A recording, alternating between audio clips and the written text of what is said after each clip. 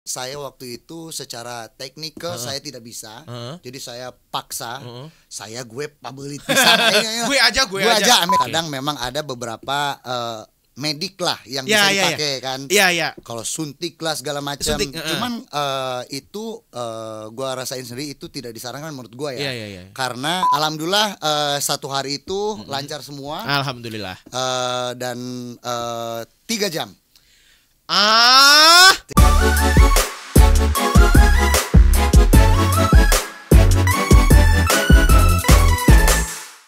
Terus akhirnya berubah suaranya tetap dijalanin, akhirnya makin kesini kan jadi makin paten, makin paten, makin firm lah, makin firm. Jadi akhirnya udah saya sekarang masuk tenor lah kalau di suara. Oke. Dari yang suara tinggi itu berarti nggak ada unsur kesengajaan ya, berarti ada. Emang udah berubah gitu. Nggak ada. Cuman kalau untuk kasarnya teksturnya mungkin karena saya waktu itu secara teknikal saya tidak bisa, jadi saya paksa, gue public pisan, gue aja.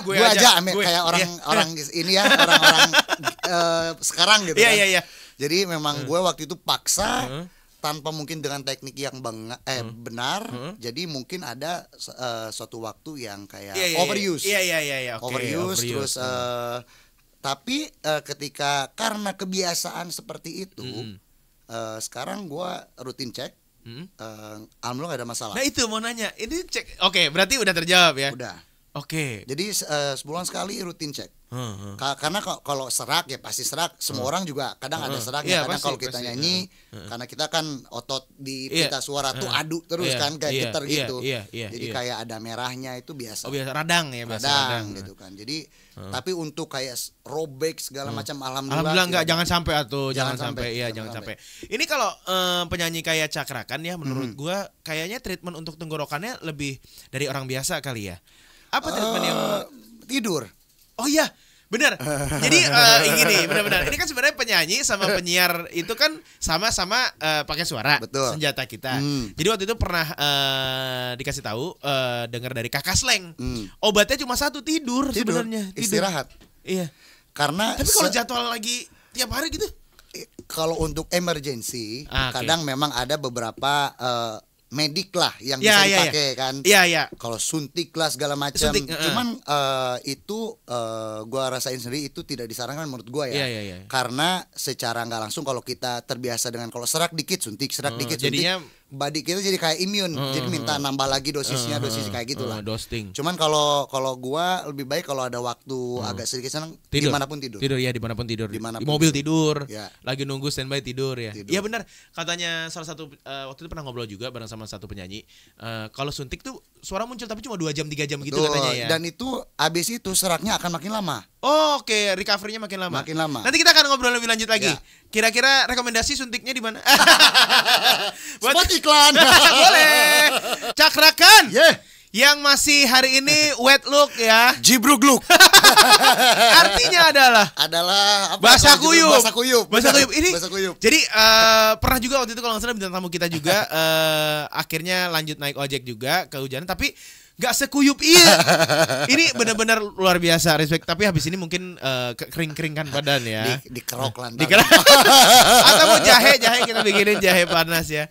Masih bareng sama Cakrakan Global People di Global Morning Show. Jadi baru aja kemarin itu di tanggal 17 Oktober rilis music video Tak Sejalan, single yang ada di album Divine.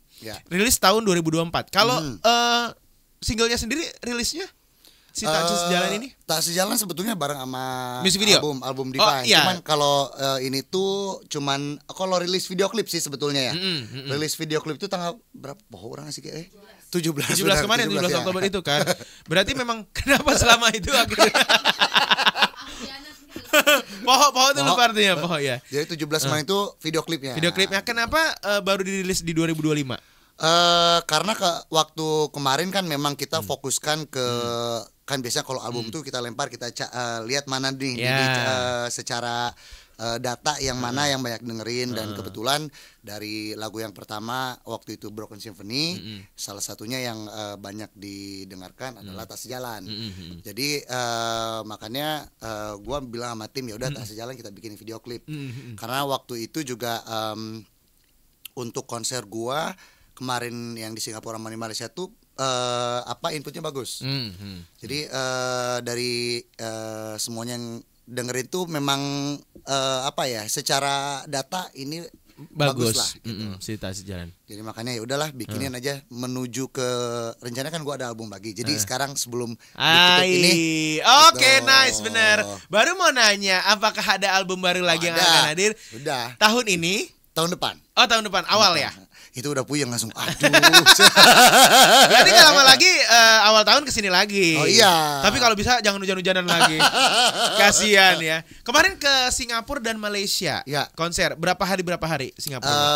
Satu hari. Satu hari. Karena sebetulnya mereka nawarin kayak ada second show. Cuman gue berpikirnya kalau perform itu apapun itu sebetulnya kita prima tuh di yang pertama. Iya, day one. Iya, jadi dan juga takut nggak laku kalau 2 Ah, hari.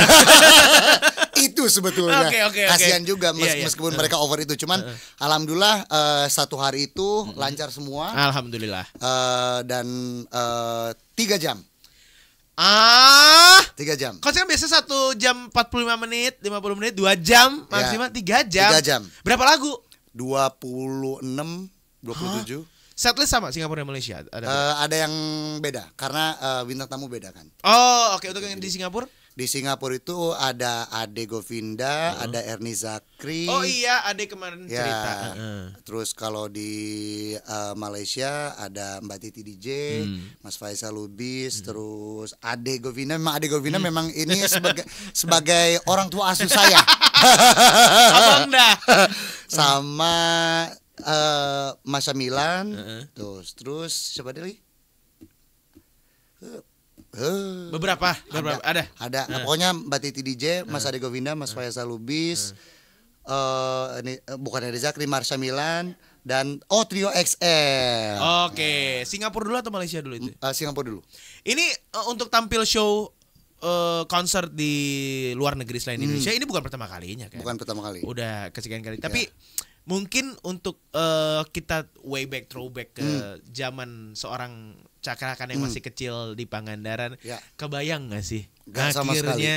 Bukan cuma Indonesia, siapa yang gak tahu Cakrakan? Dengar lagu udah pasti itu Cakrakan lagu gitu ya. Sampai akhirnya ke luar negeri. Kalau dibilang nyangka atau enggaknya pasti ingin lebih ke ingin. Kalau nyangka sih nggak sama sekali ada di pikiran akan bisa sejauh ini. Karena gue selalu berpikir kayak yang bisa nyanyi tuh banyak sekali dan suaranya bagus-bagus gitu. Jadi gue untuk ada di posisi sampai sekarang, apalagi di industri pun udah alhamdulillah ya istilahnya, itu benar-benar rejeki yang luar biasa. Jadi nggak pernah nyangka. Tapi di sisi lain juga itu mungkin kayak gue pikir kayak ya gue dikasih kesempatan untuk terus memberikan sesuatu yang bermanfaat di industri, menghasilkan karya dan ikut berpartisipasi memajukan musik Indonesia lah. Ya. Gitu.